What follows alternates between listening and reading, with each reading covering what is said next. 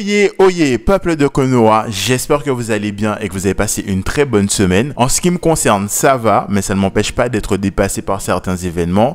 J'ai 3-4 sujets de vidéo à vous proposer, mais je n'ai pas encore eu le temps de me poser pour vous proposer ces sujets. Mais ça ne nous empêchera pas de parler de Japanimation cette semaine, surtout qu'on est dans le cadre de l'émission Allons discuter. Je rappelle brièvement le concept, c'est une émission dans laquelle nous allons faire le bilan d'une série. Nous allons essayer de ressortir, selon moi, quels sont les points forts et les points faibles de celle-ci, et cela va entraîner des spoils plus ou moins importants. Et la notion qui est particulièrement importante pour moi, c'est que l'espace commentaire est totalement ouvert et vous pouvez me dire si vous êtes d'accord ou pas avec moi sur les points que je vais vous présenter, et plus globalement me dire est-ce que vous avez apprécié la série ou pas. Et j'ai envie de vous dire, trêve de bavardage, aujourd'hui on va s'intéresser à Vivy Fluorite Aesong.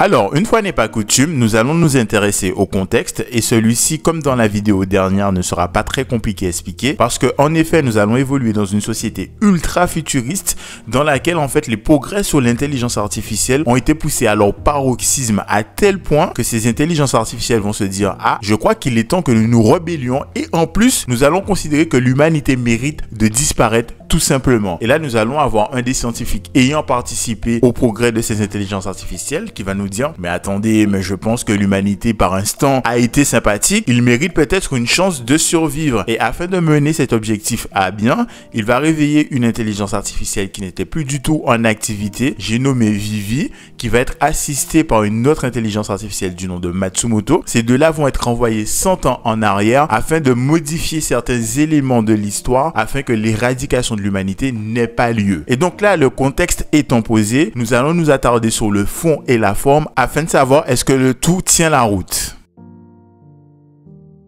Comme convenu, vous et moi, nous allons discuter de la forme et je pense pouvoir dire sans aucune contestation possible, l'animation est vraiment propre dans Vivy. Il faut dire que ce soit l'action, la mise en scène, les couleurs, la lumière, tout est beau, tout est lisible en toutes circonstances. L'anime bénéficie d'un niveau d'animation qui est relativement constant, mais pour autant, dans les moments importants, celle-ci est amenée au niveau supérieur afin de nous en mettre plein les yeux et ça fonctionne à chaque fois. Et je pense que ça fonctionne pourquoi? Parce que c'est un anime qui n'est issu ni d'un light novel, ni d'un manga. Et donc, le studio était véritablement libre de nous montrer les choses telles que eux, ils le visionnaient et non pas par rapport à des plans ou des planches de manga ou des cadres ou des cases où il fallait reprendre le truc plan par plan. Et donc ça, je trouve que c'est une des très belles forces de cet anime et que je peux dire sans conteste, en fait, que c'est le meilleur aspect de l'anime. Pas d'accord avec moi, Eddie?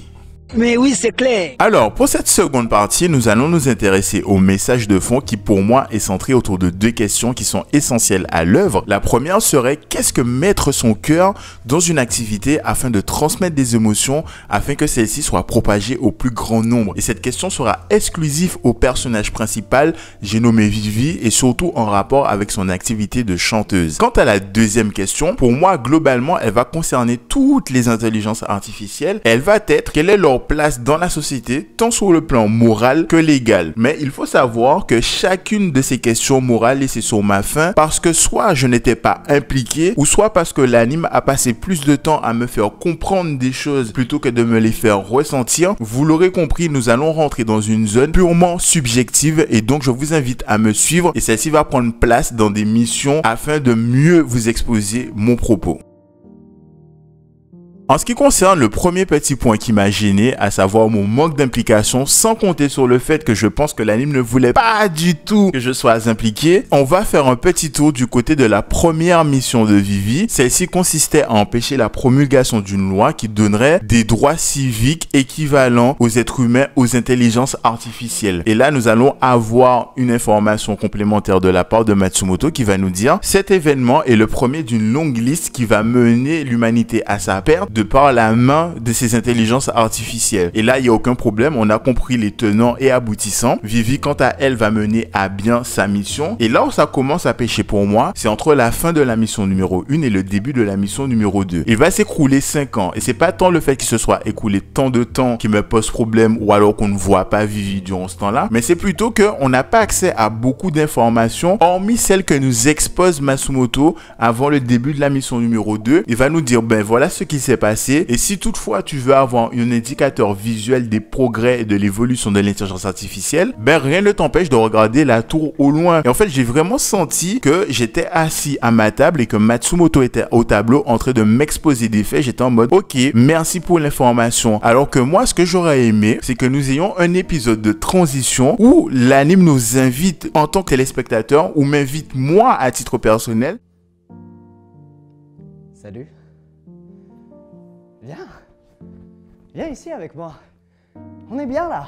À constater par moi-même, est-ce que les mœurs sont évoluées? Est-ce qu'il y a eu des tensions naissantes? Quelles ont été les conséquences des actes de Vivi qui a quand même modifié un acte majeur de l'histoire? Et moi, ça m'aurait vraiment permis de me plonger dans l'univers de cet anime. Pour le coup, je me suis vraiment senti spectateur des événements qui m'étaient présentés. Donc, je vous laisse l'occasion de me donner votre avis sur la question. On va passer au point suivant et dernier point d'ailleurs.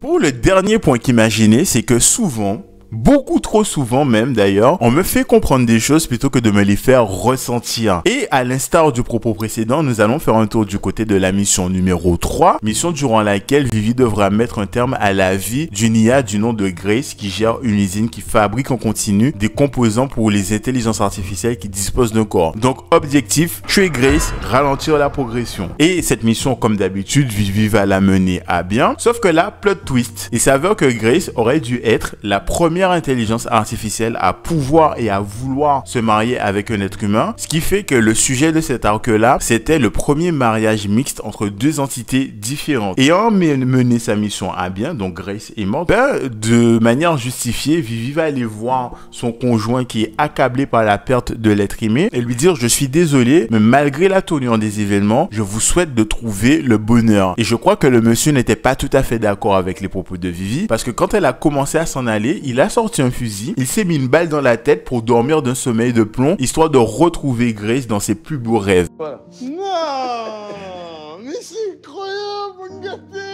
Et là, on a Vivi qui va accourir vers lui pour lui porter secours et se retrouver avec du sang rouge d'être humain sur la main droite, alors qu'auparavant, durant sa mission, elle s'était blessée et elle s'était retrouvée avec du sang d'androïde bleu sur la main gauche. Et là, visuellement, on nous fait comprendre qu'il y a une dualité, il y a un choix peut-être qui va être pris par Vivi, qui n'est pas sans nous rappeler la pilule rouge et la pilule bleue dans Matrix. Et là, visuellement, intellectuellement, ça fonctionne. J'ai compris, mais je n'ai rien ressenti en fait. Et encore une fois, on en revient à cet épisode de transition que j'aurais aimé avoir entre deux missions, épisode durant lequel on aurait vu Vivi qui commence à s'interroger sur sa condition et qui commence à avoir des doutes, et ce qui fait que l'événement où elle a ces deux couleurs de sang sur chacune de ses mains aurait été un climax, aurait été une goutte d'eau qui aurait fait déborder le vase. J'aurais été en mode: ah ouais, là c'est quand même dur ce qui se passe pour elle. Et j'ai pas eu cette sensation là, mais j'ai juste compris intellectuellement que là ce qui se passait c'était triste. Mais il faut avouer que je me trouve quelque peu dur avec ce point là, parce que les derniers épisodes de Vivi ont fait exactement ce dont je m'attendais